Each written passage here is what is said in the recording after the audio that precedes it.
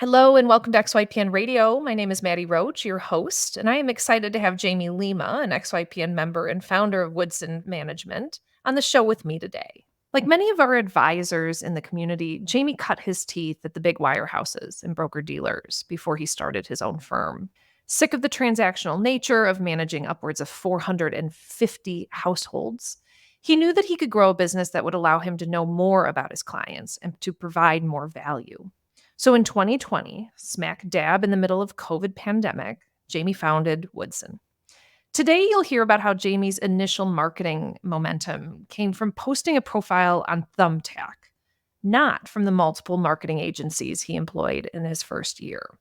Jamie describes why and when he initially decided to hire his full-time operations manager as a W-2 employee, and why and how he hires his 1099 advisors to scale his firm. Jamie's advice is crucial for anyone considering launching their own firm. So listeners, get out that pen and paper. Here's my interview with Jamie Lima. Hello, Jamie. Welcome to XYPN Radio. It is so nice to have you on. It's great to be here, Maddie. Thanks for having me. Yeah, you are a first-timer to XYPN Radio, but I know that you've had a long history with us, and you have a lot to share with our listeners from how you launched to your why, and I'm excited to dive in. So Jamie, would you be okay introducing yourself just at high level, who you serve and what your firm is? Yeah, absolutely. Thanks for having me. So I run a registered investment advisory firm called Woodson Wealth Management. We are located just outside of San Diego in a little tiny town called Ramona, California. And I launched 4 years ago now. I know we were talking about this in the lead up to our call here, right smack dab in the throes of the pandemic. My timing was impeccable launching this company, but prior to Woodson Wealth Management, I've been a financial planner for almost 20 years now. I cut my teeth in this industry at a company called Morgan Stanley back in 2005, 2006 or so. And then I was there for about 5 years, and I left, went to Fidelity Investments, where I worked there for about 9 years. Aside from a couple of years stint where I actually went off and coached financial advisors for the firm, I've been all on the financial planning side. So creeping up on 20 years now, and it's been an interesting ride so far, for sure. For sure. Congratulations on a great career. So what made you pivot into the fee-only financial planning space? In the big name firms, as many of our listeners know, they either hand you a book of business where you have to build one from scratch, and really to make it in that world, I mean, you have to have 400. I had 450 clients that I was working with when I decided to part ways with Fidelity. I mean, don't get me wrong, the pay was really, really nice. And it was nice to be able to say, hey, I'm responsible for about $1.2 billion in assets across those 450 households. But I never really felt like I knew any of those people, right? Like never mind what Maddie does for work and what her goals and objectives are. I could never remember, your loved ones' names and we're going to put the kids through college, or we're not going to put the kids through college. Where do they want to retire to? You just can never wrap your arms around that type of stuff when you're managing that many relationships. So it's a very, very surface level. It's a very, very transactional. And you reach a point in your career where you have to ask yourself, do I want to continue to do this for the remainder of it? And I decided in 2019 or so that I was going to start thinking about going in a different direction. And I pulled the trigger on that in early 2020. Wow. I'm curious, when you were serving 450 households at Fidelity, were the clients craving more from you, or was the drive much more on your end of wanting to know more about the client? Probably a little bit of both. I mean, there were some times when I felt that you work with a client for 2, 3, 5 years, whatever the number is, and you feel like you have a good relationship with them. And the next thing you know, there's an outgoing aid catch request because they've decided that they're going to go off and go to a different firm and get real financial planning, which we were not giving them. So I think there was a little bit of that happened a little bit, but for myself, I just knew that I personally wanted to do something different, work with a much smaller group of people and really get to know them. Like the people that we work with now, they're all people that I want to go out and have a beer with. You can't do that with the 450 people that 450 households that you're working with. It just doesn't work out. Yeah, absolutely. So who do you focus on in terms of clients? Typically the 30 to 50-year-old, I call them the mid-career professionals, and the emerging millionaires, so to speak, the people that are out there that are not quite a millionaire yet, yeah, and but they have aspirations of being such. And with a little bit of hope, help from us and support, we can hopefully one day get them there. So very different demographic than what I was working with in the past as well. And that gets me fired up. I mean, it's the people that we work with are in many ways just like a lot of the other, our peers that are doing the same thing. We're working with people that would be overlooked by some of these other firms because they don't have $1 million in their brokerage account. And Mm. it's just a shame that that's the treatment that they get. But I understand it. I understand the economy, economics and how these businesses work, but I just wanted to do something completely different. And working with a much younger demographic allows me, I think, to help them in areas of their life that are often overlooked. Things like college planning and estate planning, making sure they have the right insurance coverages in place and so on. Those are all things that are easy to forget about, especially when, you're 30 something in the middle of, working on your career and you have a couple kids and things are getting a little more complex and you're busy. Those things can be ignored, but we're here to take some of that work off of their plate and help with it. Mm. It's so amazing that for so long this industry has said retirement is the only time people need financial planning. What about the other 65 years people are using and earning and creating wealth for themselves? Absolutely. So Jamie, how many just give the listeners a little perspective. You're going on almost 4 years. So how many clients with your book? So we're officially 4 years old. I Congrats. have I have 65 clients myself, and I added a couple advisors to the team over the course of the last year and a half, almost 2 years now. So total across the team, I think we're at about 130, 140 households across the team. Great. Really impressive growth over the past 4 years. So I'll want to dive into what has worked, what challenges you faced. But let's start with the first challenge that you may have run into, which is starting during COVID. Paint that picture for the listeners. When you're starting a firm with 0 clients, 0 revenue, 0 anything, and we were in the first inning of COVID at that point. If we all remember, April was really when things started to rear their head in 2020.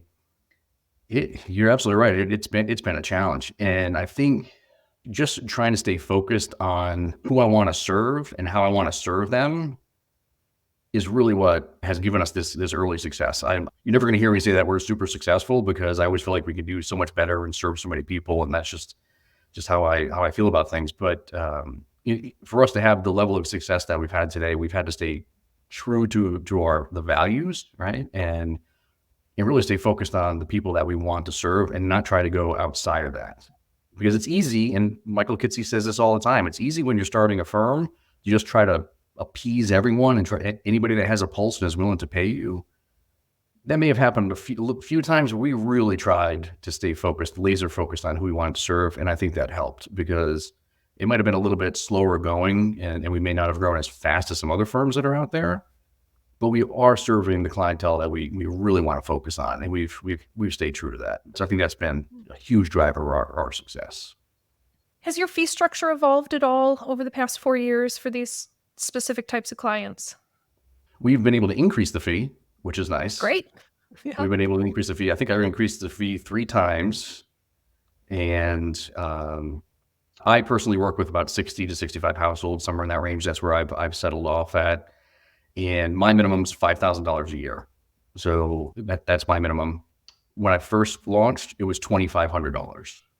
Okay, listeners, listen up. Yeah, that's been nice. But one thing that we have done, which is maybe a little bit different than some other firms out there, is we do have so basically a subscription-based service, right? And so it's $400 a month for as long as you want to work with us. If that's a year or 2 or 5, that's whatever works for the client. And we don't have to handle it. We don't have to manage the investments. We don't have to do any investment management. We'll just build the plan, maintain it for them, make adjustments, help them through estate planning, insurance needs, all the stuff, right? That's what we do. And so it's basically advice only for $400 a month. And we've had some people that have really gravitated to that because not everybody wants to have people manage their portfolio. And with all the technology that's out there and access to your brokerage account on your cell phone, in many cases, there's really not a need for it. So that's really the only thing that we added. That might be a little bit different, but so many people are out there doing subscription-based stuff now too. It's not really new anymore. Could you talk a bit more about that choice to not actively manage investments or go after that fee structure and fee model? Was that something you always knew that you would avoid as you started your own firm? We do manage some client portfolios. We have about 25 million in AUM right now across all the households. For me, the good majority of the clients that I work with, we do manage the portfolios, but for the other advisors, they really just enjoy the advice only approach and process. I feel like you need to have some level of asset management if you're going to work with a much smaller crowd of people, because the economics of it doesn't add up. Right. And I would need to work with a much larger crowd of people if I was just doing the financial planning only. So the AUM is a big driver of revenue for sure. For me, I think it's an and strategy, not an or strategy. We do investment management and financial planning, not just one or the other. Love that. You mentioned that 65 clients is kind of your sweet spot. Tell me about what 65 represents for you and why that's capacity. Well, being the firm owner and all the other responsibilities that go along with it, I feel like that puts me in a position where I can give everybody the attention they deserve, because I do like doing quarterly calls with folks. And if you do you have a quarterly call with 120 or 200 people, it's going to be almost impossible to keep up with that, maintain that. And then getting myself to a $5,000 minimum per client, it puts me in a position where financially it makes sense, right? So we can cover our cost. I can pay myself a wage. I don't have to go without a paycheck like I did in 2020, which was a challenging year. But I think the mathematics for me lined up somewhere in that 60 to 65 household range. If I didn't have responsibilities of compliance and bookkeeping and payroll and all the stuff that we have to do as business owners, I could probably get to 100. I think somewhere in that range would be ideal. But having the other responsibilities that I do, it doesn't make any sense. I'm curious about your choice around quarterly calls. I understand with the subscription model, a lot of advisors are looking for ways to show value, demonstrate value, and meeting with clients is massively valuable for them. But quarterly is more than I typically hear in terms of a scalable practice. So what prompts you to do quarterly, and why do you know that that's the right decision for the firm? It's been something that I've been doing the entirety of my career. I feel like if you go too much longer than quarterly, it's easy to lose momentum. If you do have action items that need to be completed, people can kind of be lulled to sleep and almost forget that you even exist if you're not helping them move the ball forward and you're not in front of them that many times throughout the course of the year. So I feel like the quarterly call for me, it's manageable.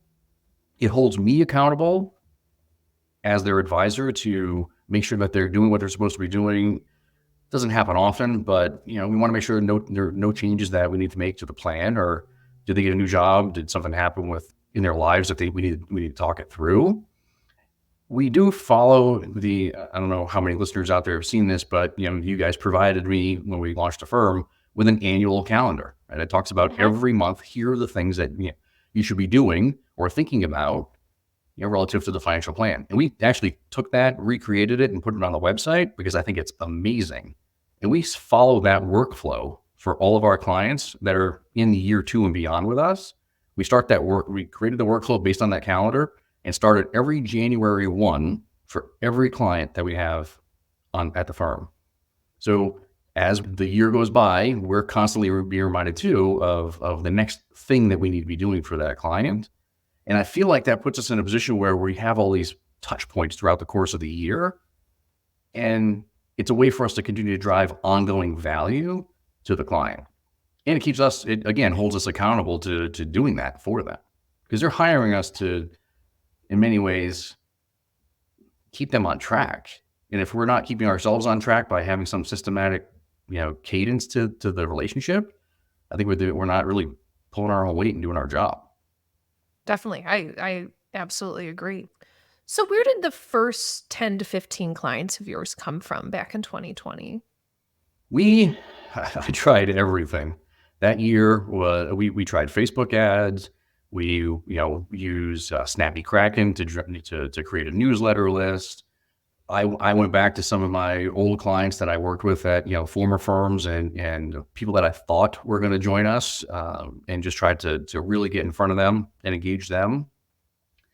But we tried Smart Asset, we tried Scout Visor, everything, and I burned a lot of money that year trying to figure out what was going to work for us. And I think it was a combination of things. I actually stumbled upon a website called Thumbtack. I don't know if you've heard of this or not, but it's kind of like an Angie's List, and you can find yourself a drywaller, you can find yourself a plumber, and you can also find a financial planner on Thumbtack. No way. Yeah. And so I set up a profile on there. I tried to set up use what marketing skills I do have to create a nice, robust profile, the whole thing. And we probably got 20 clients off of that. 20 clients. So in the first 20 clients, at least 15 came from Thumbtack. Now there's going to be all this competition on Thumbtack for me. Now it's going to go.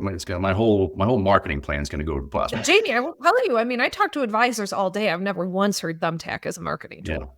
Yeah. I could have bought a Tesla with the amount of money that I spent on marketing gurus and gimmicks that went nowhere.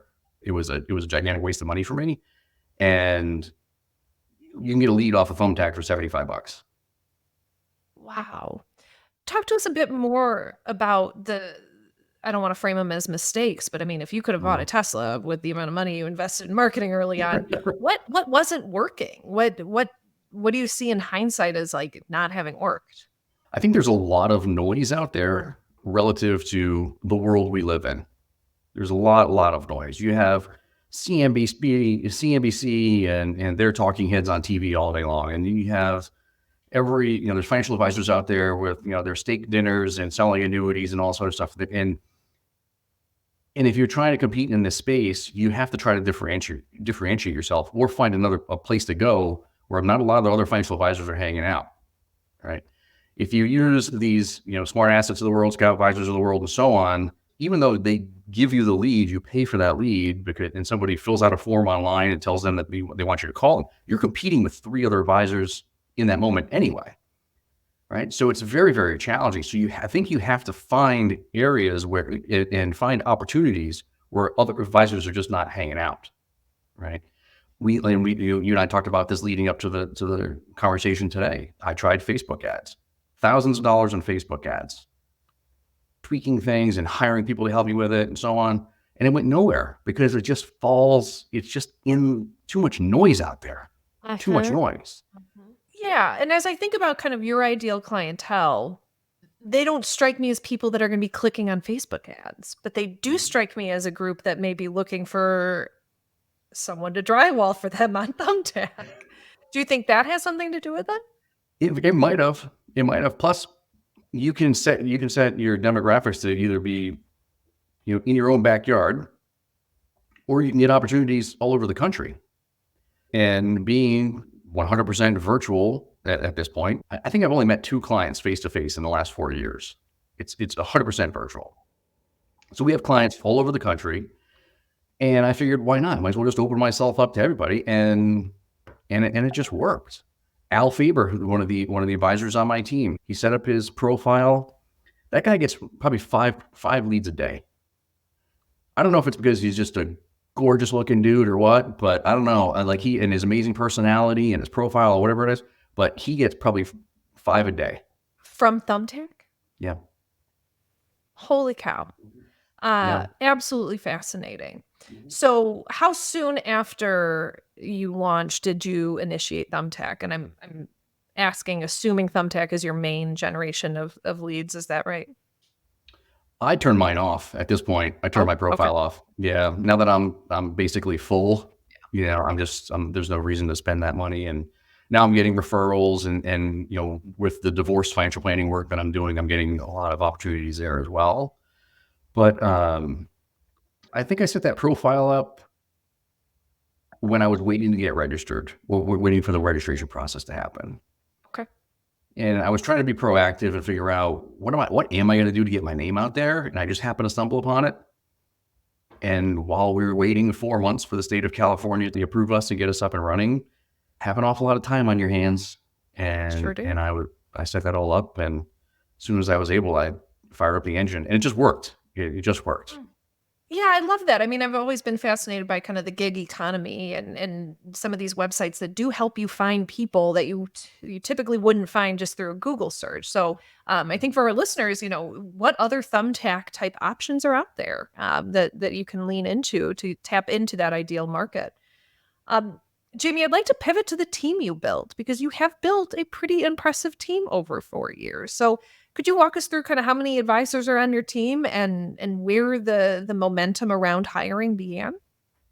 Yeah, the first 2 advisors that came to join me, they effectively just landed in my lap, and I had a couple of advisors that reached out to me that were looking for opportunity. They're the type of people that would set up their own shop if it weren't for all the back office stuff that we have to deal with. Because there's a lot. And it's not cheap to start an RIA. It is not cheap. And Drew joined me a couple years back, and then I had a gentleman named Jim who joined, and I was just trying to figure it all out. Like, okay, what does this really look like? If we add advisors to the team, how are we going to make this work? So we've just done a simple revenue share with them. So anywhere between 60 and 80% of revenue share, depending on production.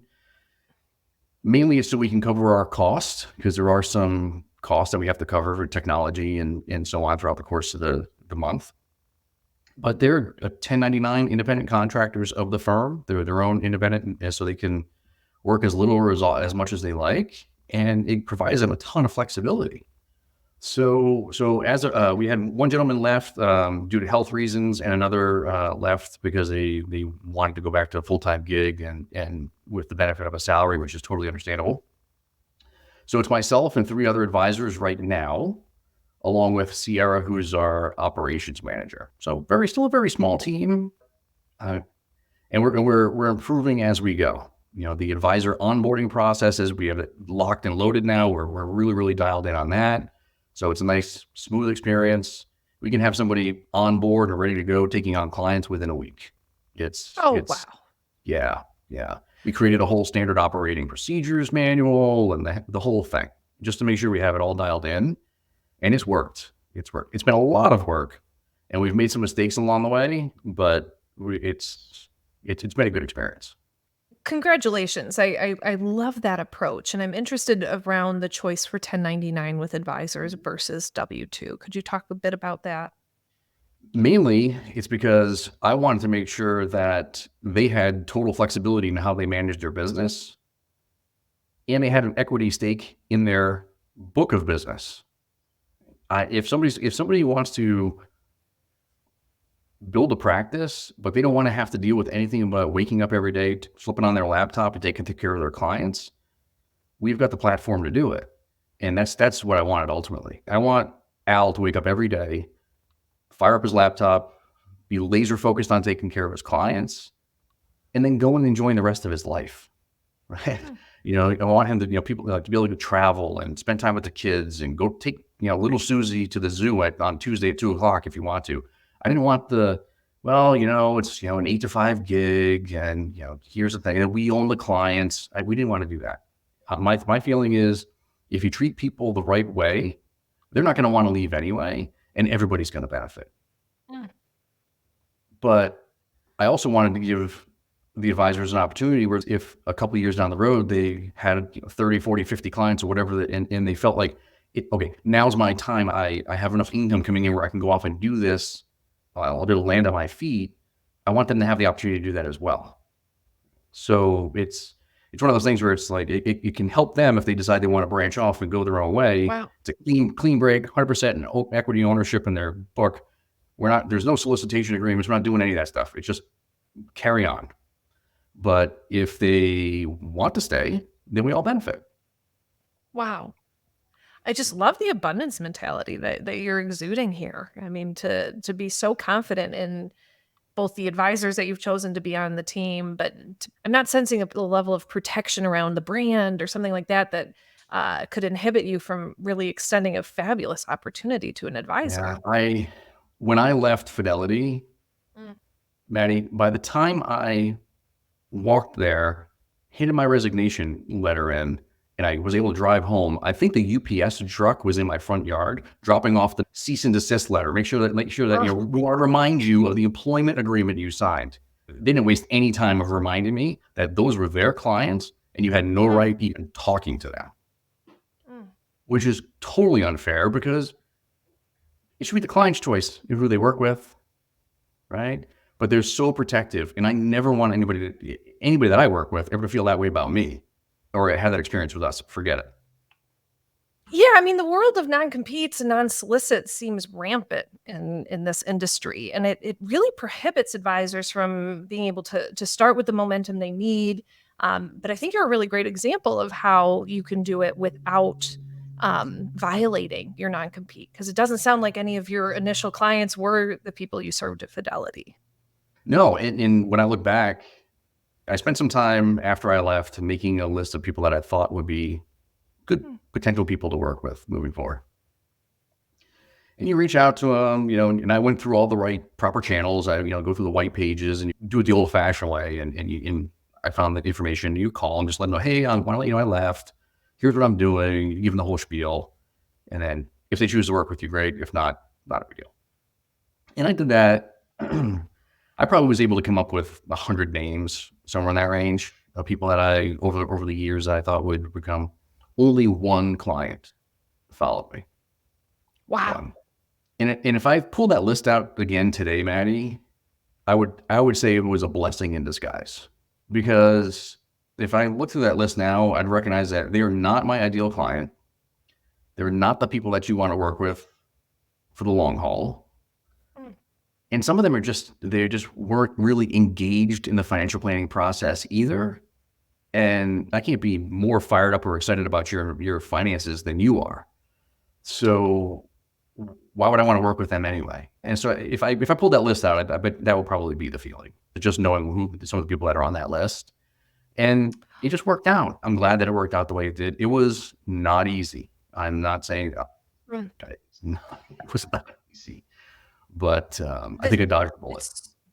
Yeah, it's so good for our listeners to hear this, though, because we do hear a lot on this podcast and just generally with XYPN members of folks wanting to build their book off of who they were serving prior to this. And what a beautiful opportunity to reinvent yourself and redefine who you want to work with. And with that breath of fresh air that can come with launching your own firm and having that autonomy, you can decide that those actually aren't your ideal clients and the relationships that you had once aren't the ones that you want to continue with. So the advisors are 1099. The operations and support staff that you have on your team, are they W-2? It's just myself and Sierra are W-2. Okay. Talk to me a bit about your choice to employ Sierra as a W-2 employee versus 1099. Best decision I ever made. And my words of advice in that area for anybody that's considering making that first hire is to hire early before you even think that you're going to need to hire somebody.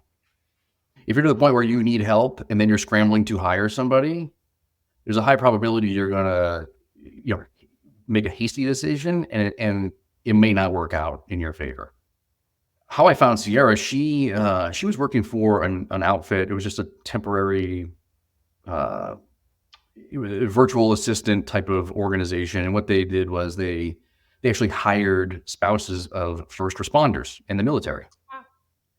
So I thought, I'm like, hey, that's an awesome way to give back, right? If their spouse is on deployment for 6 months or something, and the stay-at-home spouse has to put the kids on the school bus in the morning and take them off in the afternoon and do those. And it's a great way to earn some extra money. And I would love to support that type of organization. And some way, somehow, we were matched. And after a few months of working with her under that agreement, decided to, hire her full time. Well, she's actually was a part-time position at that time for the firm. And I never looked back. She went from basically helping open up accounts to doing transfers and that type of thing, and organizing our CRM and administrative ticky-tacky tasks. And she's effectively our operations manager at this stage of the game. She helped with the SOP manual. She's built out the advisor platform with me, done all of it. And I couldn't have done it without her, for sure. Being able to take off some of the administrative tasks that pile up every week, being able to offload that to her. And I never even have to think about it. She just does it and we move on. And one of the best parts about her and her experience is that she never had any financial services experience until she started working with us. She might have spent 6 months or something in college, answering phones for State Farm or something, but never actually had financial services industry experience where we're running a financial planning firm, right? And the beauty of that is that she never had any preconceived notions about how stuff is supposed to be done. Okay. And I just said, okay, well, hey, we have to do this thing. What do you think the best way of doing it is? And then she'd come back later in the day and go, okay, it's done, and this is how I did it. It wasn't me telling her how I did it at Fidelity or we did it at Morgan Stanley. She was able to figure out as we went, and it customized whatever that task was and be able to do it for our firm the way that it would be most effective and efficient for us. It was awesome. It's been an awesome experience for sure. That's so great to hear. And I commend you for choosing someone that doesn't come with the traditional experience. For so many advisors, they're really locked in on this idea that they have to come to the table with experience, whether it be an advisor position or an operations position. And I really have always encouraged to look for the generalists, look for the people that come with just the best attitude and the best interest and a level of passion towards the experience versus the actual, deliverable or something like that. But I'm interested in, you encouraged folks just a few minutes ago to not hire when you're on fire. But tell me, what was prompting you to hire Sierra when you did? I felt like we were starting to get some momentum. And I was probably at like 25, maybe 30 households at that point. Okay. And I was seeing myself start to spend more time every week on the administrative tasks, which was then taking away from my ability to properly plan for meetings and make sure the plans were built. And I like to prep, on Mondays for my meetings, so I don't have to think about it and I don't have to scramble. And I feel like I have everything dialed in. I'm ready to go for all of my meetings Tuesday, Wednesday, Thursday. And it was the other stuff that I was having to deal with were getting in the way of me being able to do that, which is our highest and best use, right? So instead of me putting names from our newsletter list coming on from Snappy Kraken into the CRM and starting our, prospect engagement workflow, I could offload things like that to her. And they weren't very complicated tasks, but they were getting in the way.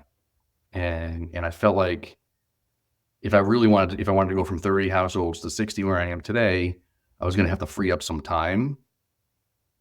And it was one of the few times I was able to prognosticate how this was going to go. And I think, again, doing this, it was definitely sooner than I would have wanted from a financial perspective. But it paid for itself, within just a few months for sure. Great. The choice to become an employer versus someone who works with contractors like 1099s and your advisors is a totally additional level of identity and time responsibility, and it changes how you allocate time and your priorities. And you're no longer just a business owner, which in and of itself is a huge undertaking. You're actually becoming an employer where you're responsible now for the development of the income of someone. How did you balance that? I'm not sure I have. I'm only kidding. I don't know. I feel for me, it wasn't, I don't think it was that scary of a step for me. It felt like it was the natural progression for the business. And I was either going to be a solo guy doing my own thing and just ride off into the sunset, but I feel like I have a lot to give, and I mean, I love coaching and training people. I love working with people. I love our colleagues and helping them, in their lives. I just love that, and I knew that I was never. I don't think I was ever going to ultimately be a solo person. That's where I had to start, but I knew eventually I would bring team members on in some form or fashion. I think. I don't know. It just seemed like a natural progression for me. I've heard some feelings from California advisors that employing someone is kind of logistically difficult. How do you navigate that with insurance and benefits and things like that? She lives in Georgia. She's Mm. located in Georgia, and actually, we had been working together for 2 years. And the first time we had met face to face was at XYPN Live last year. Wow. Yeah, because she lives just Incredible. north of Atlanta. So that was an awesome experience. But we have workers' comp. We obviously payroll taxes and things of that nature. But the state of California makes it difficult in a lot of other areas. The dealing with state regulators and minimum financial requirements and all the other stuff that you have to do. That's the type of stuff that keeps me up at night. I don't worry too much about the employment aspect of it. We pay her a fair wage. She makes a great wage for the amount of time that she works, and the needs that we have. So we don't have to worry about minimum wage requirements, things of that nature. I don't feel a lot of pressure from the state of California on the employment side. It's more on the compliance side for me. Yeah, absolutely. What are your plans in terms of team growth over the next few years? I mean, are we making a call to advisors who are sitting in their car right now listening to come join your team, or what's the long-term plan? We're just going to let it happen organically, to be honest. I ran some ads last year on Indeed, and we did some free LinkedIn ads, and tried to get some folks to join us last year. Had a lot of great conversations. We probably had, I think we went for 180 applicants, somewhere in that range. We had a great turnout as far as people interested in it. What I found was when you start getting into the details of, like, hey, Maddie, how do you feel about building your own book? There's going to be some business development that's involved here. I mean, we're going to support you in that respect as well. We're going to provide leads and so on, but you still have to go out and do the work. There's not a lot of people that want to go out there and do that, Mhm. right? There's a lot of what I found was a lot of people are okay getting $100,000 checks, base salary, health benefits, and all the other stuff, and not really owning their clients because they have the safety and security of the financial aspects. If we found somebody, again, more people that were interested in maybe starting their own firm and going off on their own, paving their own path, and recognize that there are going to be some financial commitments to building a practice, it's going to take some time, but they don't want to do it alone. Those are the types of people that we want to be talking to, right? Because we can help them all day long. Al, the advisor on my team, I've known him for almost 20 years as well. He was my operations manager and complex manager when I was at Morgan Stanley back in 2005. And he came and joined me in the team here, and he's been helping with some recruiting efforts and things of that nature. And he also worked on the advisor onboarding process. And we can coach people, we can help them with business development stuff, we can do all that stuff, but we can't do it for them.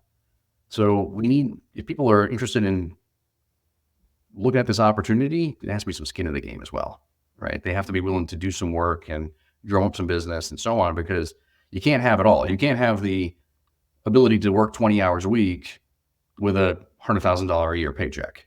It just doesn't work that way. So that's the challenge. And so circling back to your question, we'll see how it all unfolds and go from there. But we're going to try to do it a little more organically and not try to put so much pressure on trying to define somebody. Mhm. What is the engagement and relationship contingent on if they're 1099s? Is their performance? As a 1099, you're not managing them. You can't really give them feedback. So how do you create consistency in delivery so that the brand's protected? And what conversations, if any, are you having with the advisors that you're going to take on about what it means to be a Woodson advisor? Yeah. Well, I mean, they have to abide by all the compliance rules that we have in place, right? And in their IC agreement that they sign for us, we make sure we protect ourselves from a trade secret perspective and so on. But you're right. I mean, we can't be we can't be too prescriptive and then treating them like employees because they're not. But we also have to be prescriptive enough where they recognize that there is a process that we employ. This is how you would, should onboard a client. This is what the account transfer process looks like. All the processes we already have baked in place. We'd like for them to follow them because it just makes everybody's life so much easier. And that was probably one of the areas of weakness for us at the outset, was not being so prescriptive. It was more just come and go as you please, and just do what you like, and so on. It's kumbaya. Well, that's nice and that feels good, but it can set you up for compliance issues. And if you're not following the right process, if you're not, we use Smart RIA along with your XY compliance to help manage compliance. You have to do your quarterly, upload your quarterly statements so we can make sure there's no front running, and you have to have your emails archived, and you have to do all this other stuff. That was an area we dropped the ball a little bit. We're onboarding these advisors, and we'll be a little bit more prescriptive when it comes to how they do that business, and make sure we're covering ourselves from a compliance perspective. Love that. What advice do you have for someone who's maybe sitting in your position with a great tenure at a place like Fidelity or Morgan Stanley, and they're considering going out on their own? I would say two things. The first is you need to give yourself 3 years runway to be able to do this. 3 years is a good, healthy number. And thankfully, we had some savings and we had the luxury of being able to do that. It was not easy that first year telling my wife that I'm not going to get a paycheck when I was getting a nice, healthy paycheck from a broker-dealer every other week. That was very, very difficult. So I think you need to make sure you give yourself enough runway, make sure you have enough savings to bridge your way through the first 3 years. The second thing is you don't have to say yes to everyone. You don't have to say yes to everyone. I felt like, especially in that first, for me, it was about 4 months between when I decided we're doing this and basically started working with you guys to help us register to when we were actually registered. A lot of downtime, right? Especially when you're used to working 40, 50, 60 hours a week and you're spinning your wheels in your work life, and then you go to doing nothing. That was challenging for me. And so I started to explore some things. I'm like, well, this marketing thing or that marketing thing, or do I need Morningstar? Do I need this particular piece of software? And I started to, we'll try this and see if it works. We'll try that and see if it works. And a lot of it was just wasted time spending money, right? And it seemed like in those first few months, everybody had their hand out. There was a new marketing guru that could help you get new clients, right? There's a lead generation company out there. I've already named a couple of them. They all just have their hands in your pocket. And it's an easy way to spend some of that 3-year money quickly that you don't need to spend. So I think you just got to be very careful about who's putting their hand in your pocket and who's asking for your credit card number. Really, really, really good advice, Jamie. Thank you. Like many of our advisors that we have on XY Radio and within the XYPN community, you live a really full life, and the business is only one part of it.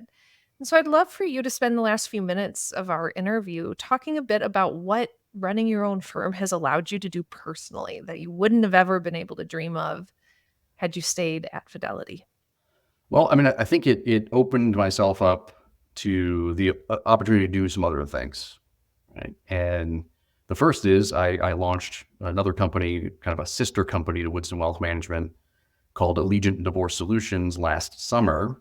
And that's where we've been doing a lot of our divorce financial planning work. I'm a CDFA, so I have a passion for this type of work and should have done it 10 years ago, but I hindsight is 2020. But I love this type of work. It's very fulfilling. It's a little bit stressful, but it's very fulfilling. And it allowed me the opportunity to be able to do that, which would not be an opportunity that I would have working full-time for a wirehouse. I wanted to do this work 10 years ago after I got my CFP designation. I was still in the frame of mind of I was already in study mode, so to speak. And I thought, well, this would be a great designation. I could help a lot of people. Let me see if they'll, support me in doing that. And they did not support me in doing that. And it was more of like, okay, kid, go back to your office and go make some more phone calls. Mm. That was the response I got. So once the firm was in a position where I felt I could take a little bit of time and dedicate myself to that designation, I did it, and it's been great. I mean, we work with people like in similar fashion all over the country and in a lot of different states now, which is awesome. It's also put me in a position where starting next year, maybe sooner, my wife and I are going to RV the country for a year to two and get ourselves out of California and maybe find a different place where we can settle down for the remaining years of our lives. We're not old by any stretch, I don't think. I feel old some days, but we're not there yet. But we'll potentially settle down somewhere else outside of California. We've both been in California for almost 30 years, 25 for me Wow. and almost 30 for her. And we've never really seen other parts of the country. We've never been to Bozeman, beautiful Bozeman. We've never been there. So we're going to come up to see you guys. And with the work that we do, because it is all virtual, there's no reason why I can't do it. So we might as well take advantage of it now while we can. And I could not do that if I was working in an office every day, Monday through Friday for another firm. So it's given me some pretty cool experiences for sure. Yeah, absolutely. Before we wrap up, I would love to ask you about your divorce planning work, and why it's a separate business and how you manage that and where you see it going for you long term. I set it up as a separate business mainly I was a little concerned about the compliance of it. Secondarily, I was concerned about the fact that some of our records can be subpoenaed for court. And I really didn't want that information being, client contact management information being mixed in with Woodson Wealth Management client information, and then having all that information subject to subpoena if it were to come to that. So by creating a separate company, totally separate firm, a separate outfit, it allows me to make sure we keep, there is a veil, so to speak, between the two. Where I see it going forward, I have added another CDFA as an advisor on the team, similar setup to what we did with Woodson in a revenue share fashion. And I see us being a team of, maybe 3 to 5 CDFAs with a couple support people, just helping people navigate the financial nuances of divorce. And what I've found so far is that this is also a good source of ongoing opportunity for Woodson. Because when the divorce is settled and the case is closed, people need help. People need help. And not to be sexist, but 99% of the people that we work with are women who are mainly stay-at-home moms who have never mind balance in the checkbook. They've never looked at investment account statements. They don't understand the 401k plan. They don't understand their husband had stock options and now they're trying to navigate all that stuff. It's a natural transition to continue to work with us after we've already working with them for 6 to 12 months on their divorce case. And they know we're there to help and we add value to naturally transition over to Woodson and let us help them moving forward, for traditional retirement planning and wealth management needs. So I think it's going to be, if we can get the engine running, we're doing a pretty good job so far. We have about 20 cases we're working on right now. And I feel like if we can keep the momentum going, it's going to be a great opportunity, not only for the company itself, but also future opportunities for Woodson. Well said, Jamie. We are so lucky to have had this hour for you to share some of your wisdom and best practices and your perspective. And boy, this side of the industry is so lucky to have you doing this work and employing and empowering other advisors to do it too. I just can't thank you enough for your time. Any last words of wisdom for our listeners, Jamie? I think it would be going back to some of the tips that we gave, the people that are, if you're just starting off and you're thinking that this is the path you want to go, I say you just need to just take the leap of faith and do it, because there's so many other benefits to doing this work and doing it yourself the way that you want to do it and owning your own destiny versus putting that on somebody else's shoulders and going along for the ride. And if you can just get through those first 3 years, that's the biggest thing. So I think if there's anybody out there that wants to, I'm an ambassador for XYPN. I'm happy to talk to anybody that wants to talk it through. I'm an open book. So if anybody want call, text, email, whatever you need, I'm here to help. But I think last words of wisdom would be just do it and figure it out as you go. Great advice. And we'll need another podcast, Jamie, to talk about how many extra hours of the day you have that other people can't seem to find. Because you certainly are a busy man and are more than abundant and generous with your time. So cheers to you, Jamie. I so look forward to having you back on the podcast in a few years to hear how Woodson continues to grow and you continue to flourish. So thank you so much, listeners. It's always great to have you here. We'll see you in just a few weeks. Thank you, Jamie. Thanks.